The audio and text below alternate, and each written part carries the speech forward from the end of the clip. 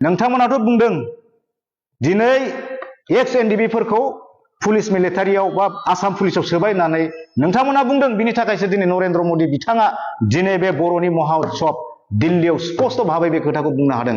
ओंखायनो जोंनो नोंथाङा थाबैनो जोंनि बे एक्स एनडिबि केडारफ्रा बबे डिस्ट्रिक्टआव सोर एसपिनि आन्डाराव कनस्टेबल जानानै दं ना असि आइसि अफिसार जानानै दं, नोंथाङा लिस्ट सहकारै डकुमेन्ट सहकारै जोंनो स्पष्ट खालामनानै होनांगौ।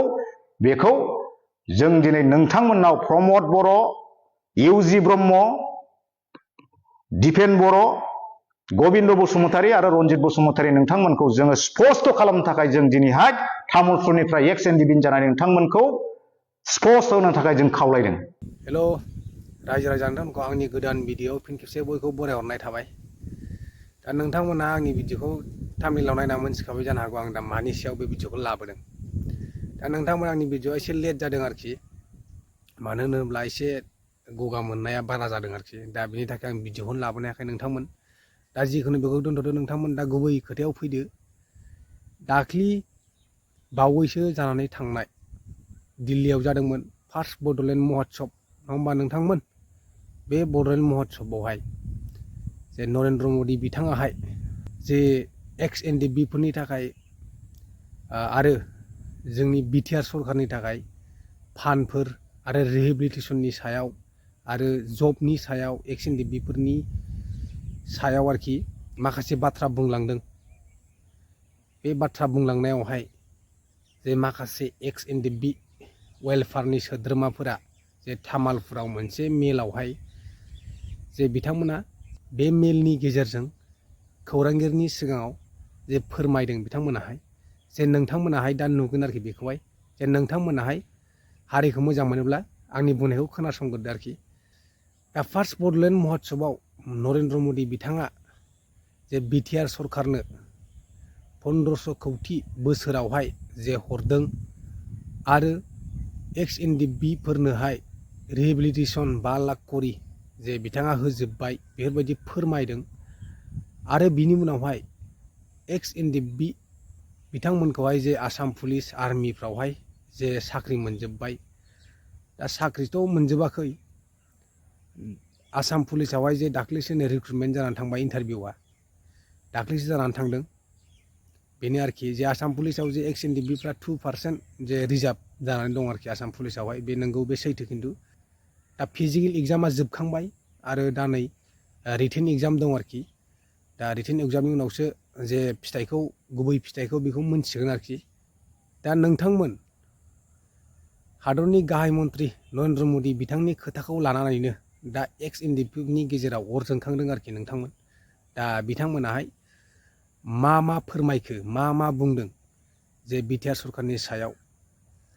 दा आं नोंथांमोनखौ सिगाङाव बुंगोन, आं पलिटिकेलि बे भिडिअखौ जेबो लाबोआखै, आखाइ गैया पलिटिकेलाव। जा आं जेखौ बुंदों सैथो खोथा, बेनि सायाव आं भिडिअखौ लाबोगोन नोंथांमोन।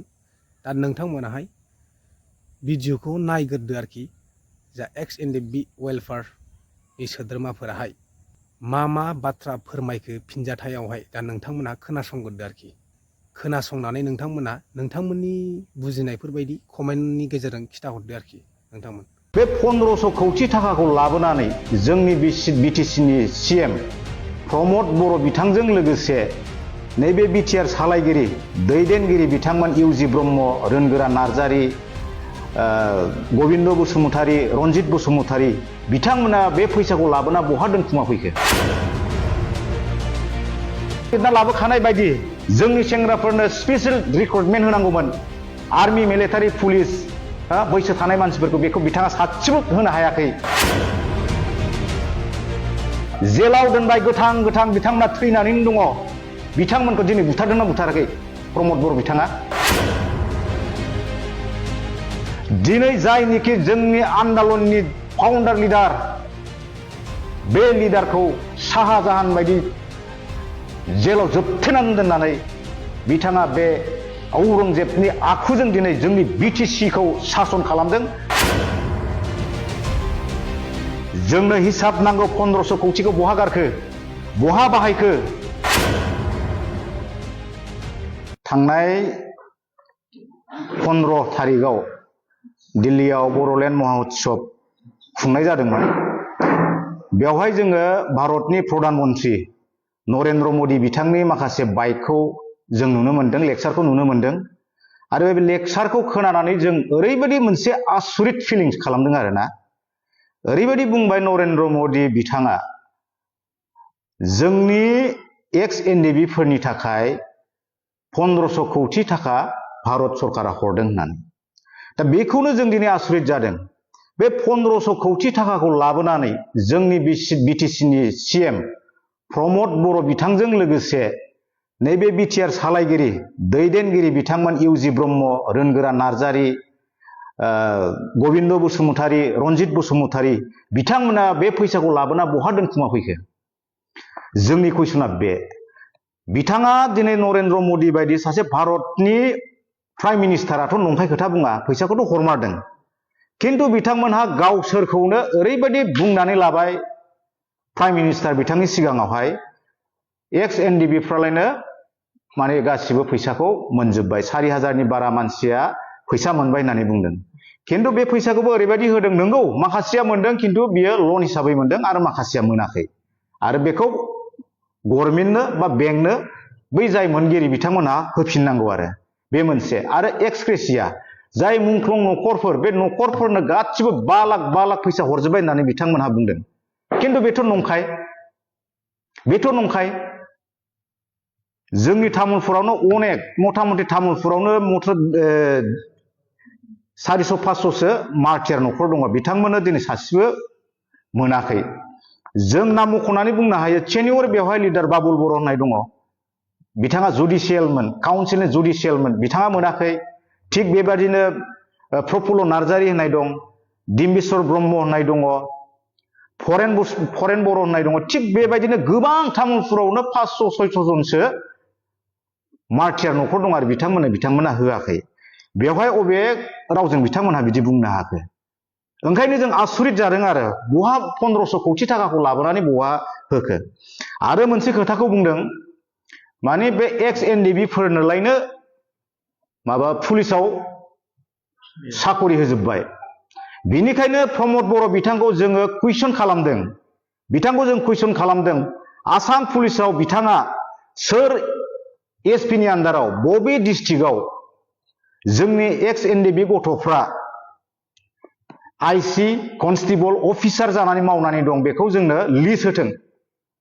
मानोना खुगाजों बुंबाल' जानाय नङा बियो, बेखौ जोंनो लिस्ट सहकारै जोंनो नांगौ, थाबैनो बिथांमोनहा जोंनो होथों। बेखौ जोङो कुइसन खालामदों।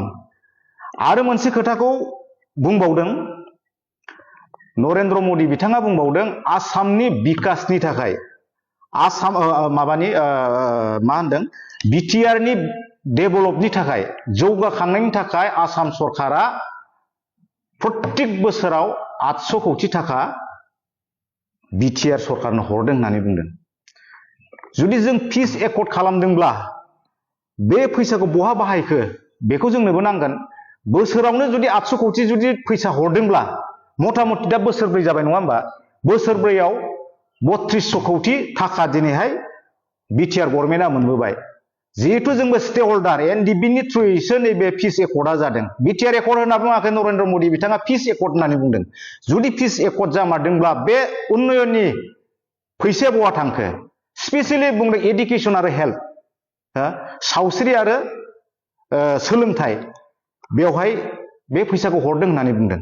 किन्तु बे 800 कौटि फैसाजों बोसोरसेयाव 800 कौटि मोननाय फैसाखौ बबेयाव खैखान कलेज बिथाङा बानायखो बेखौ जोंनो हिसाब हो। आरो मोनबेसे मेडिकेल बानायखो बिथांमोना जोंनो होदो। स्पेसियेलि मोननै डिपार्टमेन्टनि थाखाय हरदों होनना बुंदों, एडुकेसन आरो हेल्थ, बेखौ जोंनो हो।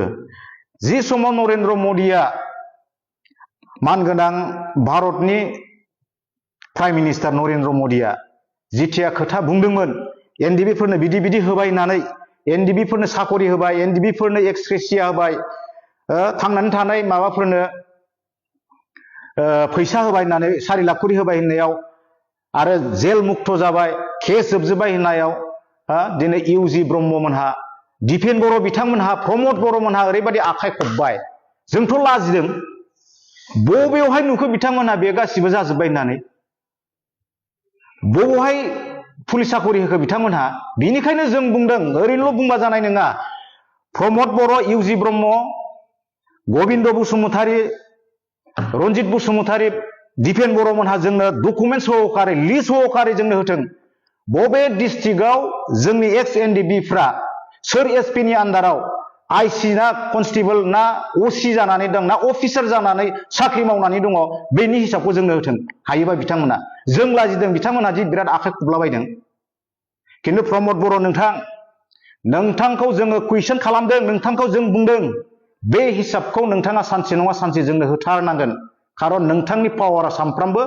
जुगामि नङा जों ओरैबायदि लाजिनाय मोनदों सानसे समाव जोङो हाइ स्कुलाव फरायनाय समाव भारत जारिमिन जों फरायनो मोनदोंमोन भारत जारिमिनाव औरंजेबा मा खालामदोंमोन गावनि फंबायफोरखौ बुथारजोबनानै गावनि बिफा शाहजाहानखौ बे जेलाव लाइफ टाइम जेलाव दोननानै बे राजा जादोंमोन थिग बेबायदिनो दिनै प्रमद बर'आ जोंनि एनडिबि सेंग्राफोरखौ गोथाङै बुथारबाय थांनानै थादोंब्लाबो दिनै एनडिबिनो एक्रेसिया एनडिबिनो रिहेबिलिटेसन होनांगौब्लाबो बेखौ बिथाङा दिनै होआखै जोंनि एकर्डआव लिरना लाबोखानाय बायदि जोंनि सेंग्राफोरनो स्पेसियेल रिक्रुटमेन्ट होनांगौमोन आर्मि मिलिटारि पुलिस बैसो थानाय मानसिफोरखौ बेखौ बिथाङा सासेबो होनो हायाखै जेलाव दोनबाय गोथां बिथांमोना थैनानैनो दङ बिथांमोनखौ दिनै बुथारदोंना बुथाराखै प्रमद बर' बिथाङा दिनै जायनिखि जोंनि आन्दलननि फाउन्डार लिडार बे लिडारखौ शाहजाहान बायदि जेलाव जोबथेनानै दोननानै बिथाङा बे औरंजेबनि आखुजों दिनै जोंनि बिटिसिखौ सासन खालामदों आरो बिटिसिआव दिनै दुखुनिसो माखासे देंखो दामहोदों बिथाङा दिनैहाय बेनिखायनो बुंदों प्रमद बर' जोंनो हिसाब नांगौ 1500 कौटिखौ बहा गारखो बहा बाहायखो आरो जोंनि एनडिबिखौ प्राइम मिनिस्टार बिथांनो नोंथाङा बुंनाय बायदिनो नोंथांमोनाथ' बुंदों दिनै एक्स एनडिबिफोरखौ पुलिस मिलिटारियाव बा आसाम पुलिसाव सोबाय होननानै नोंथांमोना बुंदों बिनि थाखायसो दिनै नरेन्द्र मदि बिथाङा दिनै बे बर'नि महा उत्सब दिल्लीयाव स्पष्ट भाबै बे खोथाखौ बुंनो हादों ओंखायनो जोंनो नोंथाङा थाबैनो जोंनि बे एनडिबि एक्स एनडिबि केडारफ्रा बबे डिस्ट्रिक्टआव सोर एसपि नि आन्दाराव कनस्टेबल जानानै दं ना असि आइसि अफिसार जानानै दं नोंथाङा लिस्ट सहकारै डकुमेन्ट सहकारै जोंनो स्पष्ट खालामनानै होनांगौ बेखौ जों दिनै नोंथांमोननाव प्रमद बर' इउजि ब्रह्म दिपेन बर' गबिन्द बसुमतारी आरो रन्जित बसुमतारी नोंथांमोनखौ जोङो स्पष्ट खालामनो थाखाय जों दिनैहाय तामुलपुरनिफ्राय एक्स एनडिबि जानानै नोंथांमोनखौ स्पष्ट होनो थाखाय जों खावलायदों